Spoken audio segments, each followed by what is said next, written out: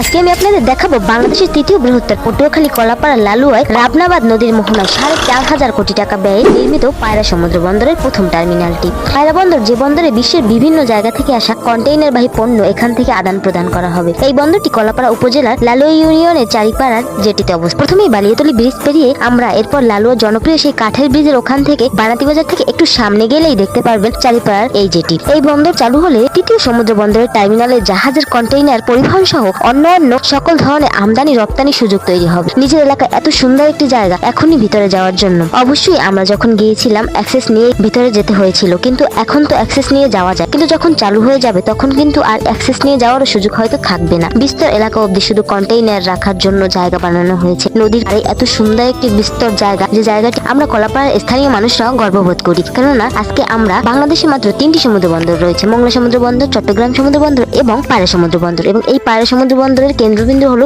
আমাদের এখানে।